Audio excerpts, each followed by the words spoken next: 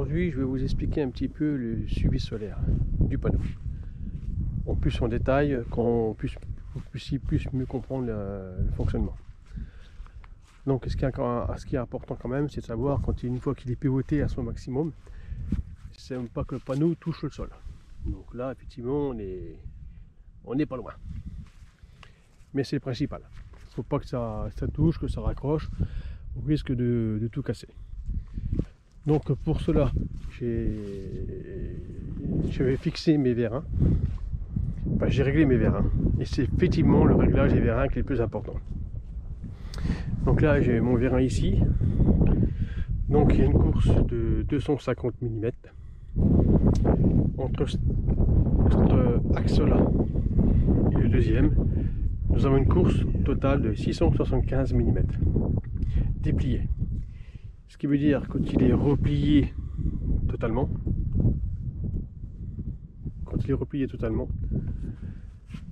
comme celui-ci qu'il est actuellement, celui d'à côté, entre ce point-là et le deuxième point, nous avons 425 mm. Donc ce qui est important dans son réglage, c'est quand on fixe le vérin, c'est de ne pas le mettre trop latéral, c'est qu'il suit bien son axe. Donc la première fois la fixation, effectivement, donc ici pour savoir son réglage exact, j'ai fixé une passetto. Ici c'est pareil, et j'ai effectué plusieurs allers-retours pour m'assurer que le pivotement correspondait bien à ce que je voulais. Donc il s'avère effectivement que j'ai dû régler plusieurs fois, déplacer, recaler pour trouver la bonne position. Donc c'était un petit peu assez fastidieux. Mais bon, dans l'ensemble, c'est quand même bien passé. Hein. Là, franchement, trop rien à dire. Déjà, quand on sait, quand le vérin est sorti complètement, qui fait 675 mm, et puis quand il est rentré, il fait 425, bon, on arrive à trouver un petit peu la moyenne en fonction de ça, ce qui est important, quoi. Donc c'est ça qu'il faut retenir. Donc voilà pour un petit peu la fixation des vérins. Autrement, ça fonctionne très bien. Donc là, je l'ai effectivement mis sa position au maximum déplié pour que vous puissiez voir.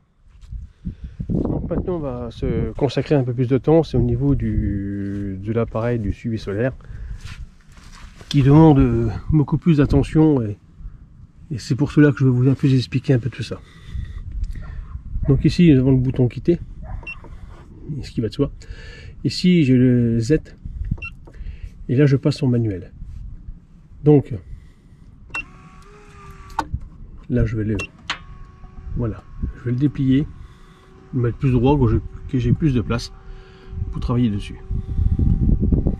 Donc, une chose importante aussi, c'est comment dire, les vérins, leur position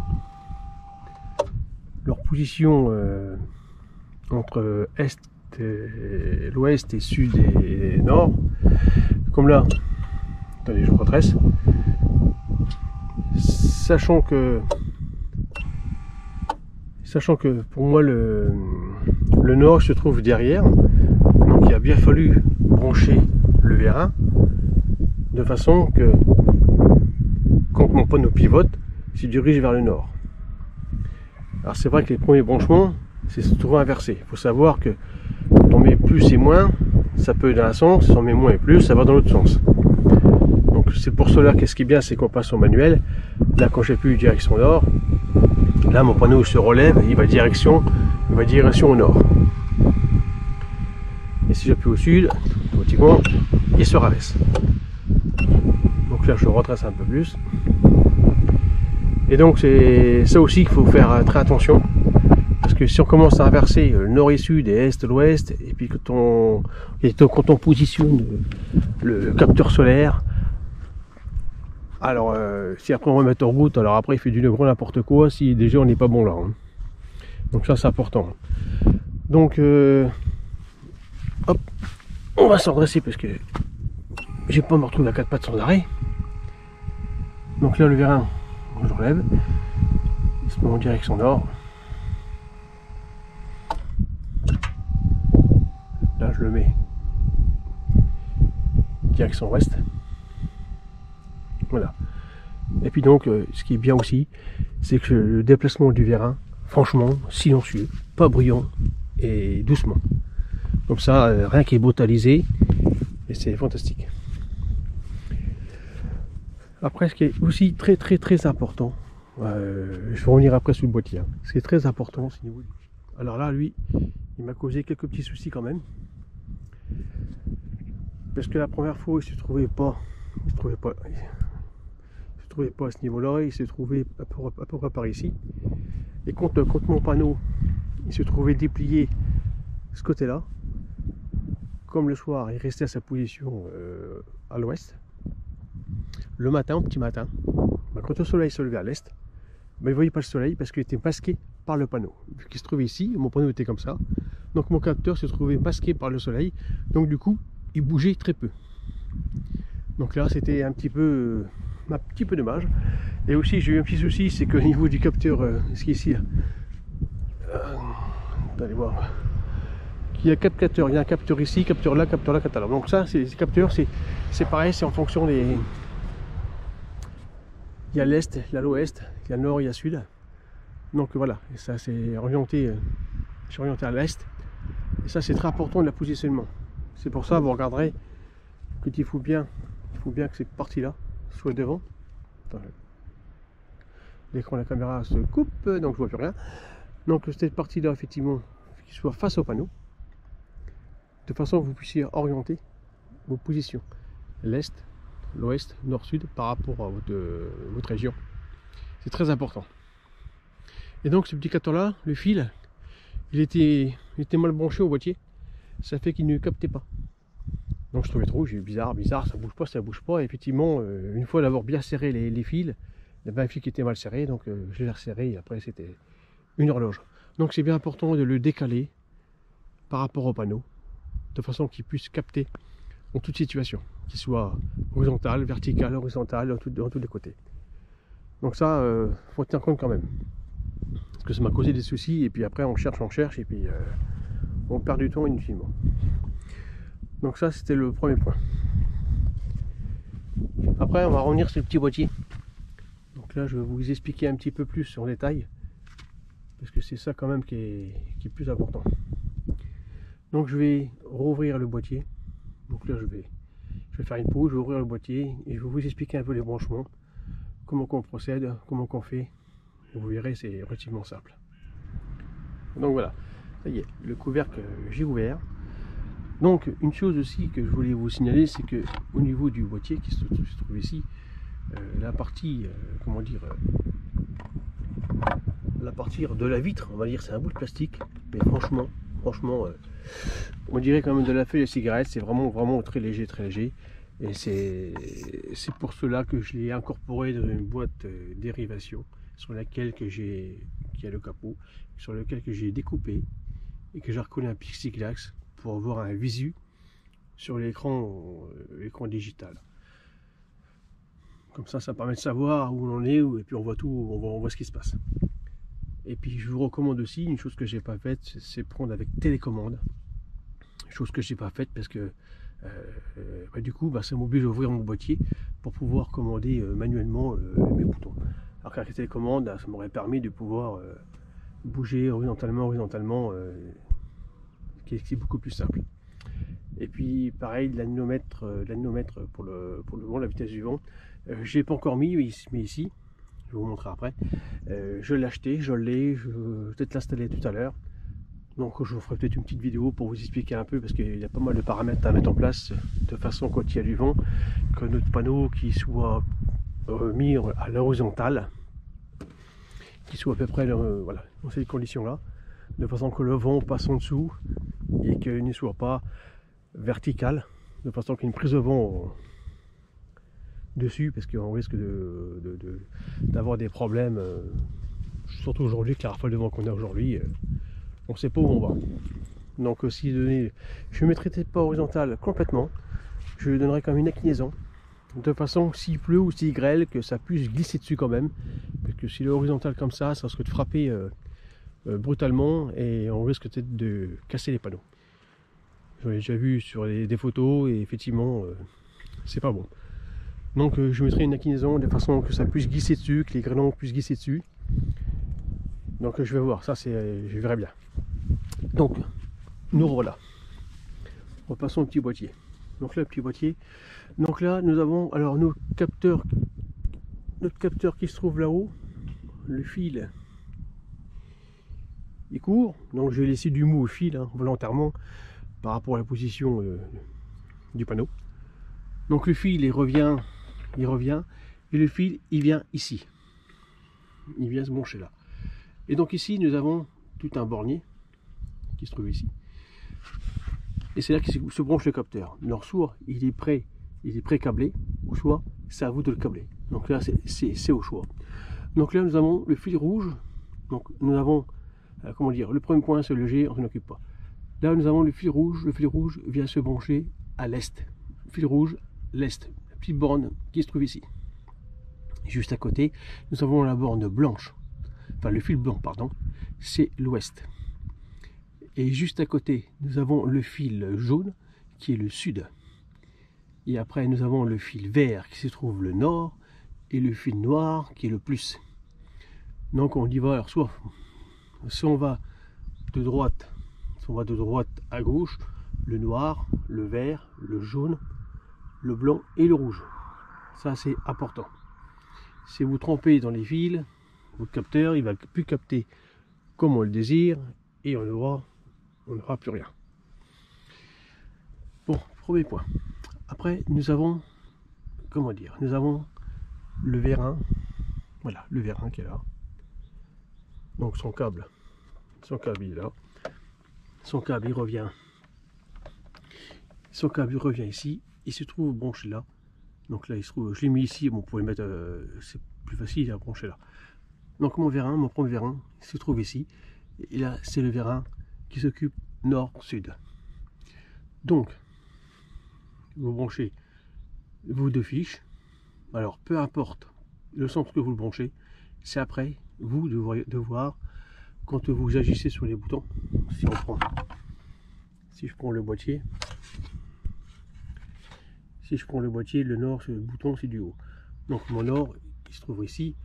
Et donc c'est à vous de voir quand vous branchez, quand vous appuyez dessus, si votre panneau va direction nord ou direction sud. S'il va au sud, c'est pas bon. Vous inversez les deux fils et là vous vous retrouverez correctement bien branché. Donc là, premier bornier c'est nord-sud. Le deuxième, non, le bornier à l'opposé, nous avons l'ouest et l'est. C'est pareil, vous le branchez au hasard de la vie pour commencer. Et après vous actionnez l'est ou à l'ouest. Si votre panneau va à l'est, vous êtes à l'est. Si c'est l'inverse, vous inversez les deux fils. Et après nous avons au milieu, nous avons le fil bleu qui va au moins et le fil plus qui va au DC+. Ça aussi c'est très important. Je tiens à le préciser. Prenez bien un transformateur 220 volts, 12 volts en DC continu. Ne prenez pas alternatif. N'achetez pas un transformateur pour les lumières comme à Leroy Merlin. Ils vendent du AC. Votre appareil, il va pas aimer du tout.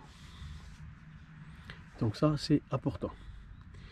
Et moi j'ai pris du 150 watts mon transformateur et j'ai pris 150 watts volontairement pour pouvoir accompagner les deux vérins qui fonctionnent en même temps.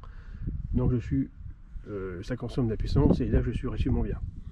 Donc voilà, ça c'était le point le plus important aussi.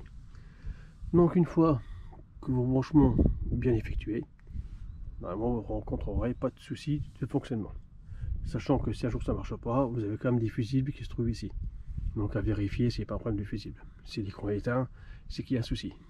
Mais normalement, il doit s'allumer. Donc voilà. Donc là je fais quitter. Le bouton quitter qui se trouve ici, qu'on retrouve, c'est le mot qu'on retrouve en bleu à gauche. Là. Et donc là, après le bouton rouge c'est le 7, ce qui nous permet de voir, là actuellement je suis à l'est à 0,62, sud 0,02, l'ouest, et donc à partir de là, on peut bouger. Après, là je suis reparti, vous allez voir, Voilà. Donc quand on bouge, les coordonnées bougent aussi. Donc voilà, donc ça c'était un premier fonctionnement du niveau du suivi solaire de son branchement. Donc une fois tout ça mis en place, vous refermez tout et logiquement, si vos capteurs, si vos vérins sont bien branchés à l'est, à l'ouest, au nord, au sud, et vos capteurs solaires qui se trouvent bien branchés ou pré-câblés, il n'y a pas de souci, ça doit fonctionner. Une chose, ah oui, je ne l'ai pas pris, je vais revenir vers vous, je vais prendre ma lampe. J'ai une petite torche qui éclaire super bien, et ce qui permet de savoir si ça fonctionne bien ou pas bien. C'est que la torche, quand on éclaire, bien à l'est, à l'ouest, enfin sud, les 4 points cardinaux, quand on éclaire un point cardinal, sur l'afficheur, on voit que ça bouge, on voit que les numérations bougent, et au bout d'un certain temps, le panneau il bouge, le vérin il actionne. Donc ça permet aussi de savoir si tous vos capteurs fonctionnent bien. Là vous avez une façon manuelle pour vérifier que vos vérins fonctionnent bien, mais après pour savoir que c'est tout est coordonné avec le capteur, vous éclairez un point cardinal du capteur, vous attendez un petit peu, vous allez voir vos vérins s'il actionne, c'est que votre capteur il est bien relié à votre suivi solaire. Je vais rechercher une lampe et je vous montre tout ça. Donc me revoilà. Donc je disais que je vais prendre une lampe que j'ai ici et que je disais un instant que je vais éclairer mon capteur ici. Donc là on va l'éclairer côté l'est et du coup vous allez voir, je vais vous éclairer au niveau de l'écran. Et au bout de quelques secondes, mon panneau va bouger du côté où j'éclaire. Donc on va dire à l'est. Donc pour cela, donc moi je vais, alors en bas c'est quitter. Donc je vais appuyer sur le bouton quitter, parce que j'étais en mode manuel. Donc voilà, donc là il m'annonce est à l'ouest. Je se déplace en est à l'ouest. Donc moi, alors j'espère que vous allez voir quelque chose. Le problème c'est que je vais être loin, mais ça va pas être évident. On va essayer. Donc moi j'allume ma lampe. Ma lampe, je vais éclairer au-dessus. Au-dessus j'ai un petit capteur. Je vais éclairer dessus. Et quand je vais éclairer dessus, vous allez voir au niveau du tableau. Voilà, j'éclaire et aussitôt, je ne sais pas si vous voyez bien.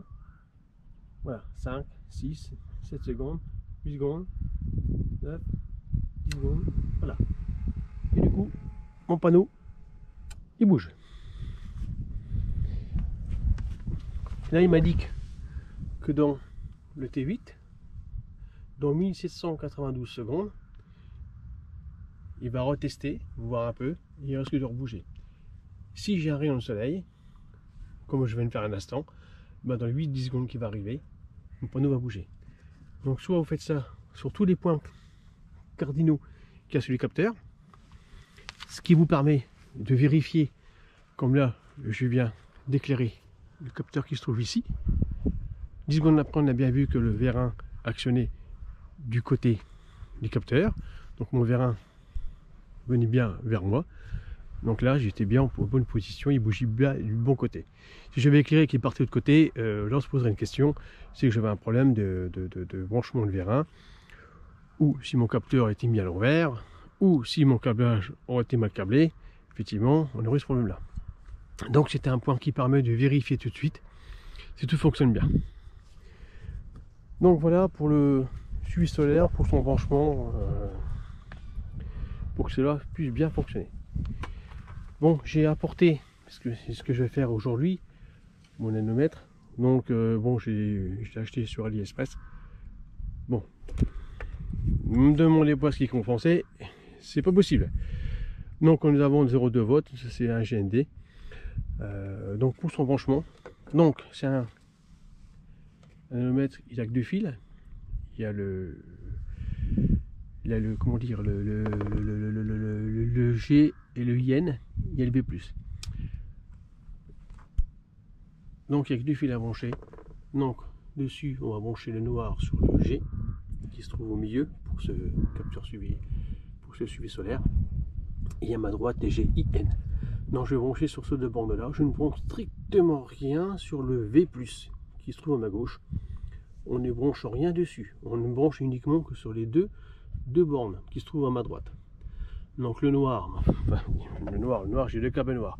Donc il va falloir que je retrouve, parce que derrière, je m'aperçois que derrière, effectivement, j'ai un fil avec un point rouge et l'autre côté qu'un point noir.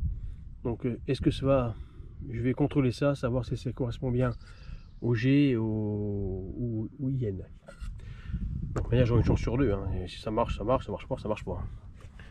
Mais bon, sur les câbles, malgré tout, non, effectivement, je n'ai rien qui me dit que c'est vraiment du noir, puis les deux sont noirs. Donc j'aurai une chance sur deux. Bon, je vais brancher l'un ou l'autre et puis je verrai bien si on faisons tourner les nomètres, si ça fonctionne bien ou pas. Et après, les des réglages de paramètres. Et je pense pour régler ça, pour être bien, je vais voir, soit je prends un sèche-cheveux, quelque chose pour le faire tourner rapidement, quelque chose qui puisse le faire tourner rapidement, ou à la main, je vais voir, pour qu'il puisse agir comme je le souhaite. Je vais pas attendre qu'il y ait du vent pour voir si ça marche ou pas. Hein. Donc voilà pour la petite vidéo du suivi solaire. Ah, je termine là. Je vous ferai un complément sur l'anémomètre par la suite. Bon, bonne journée à vous, et puis à la prochaine vidéo.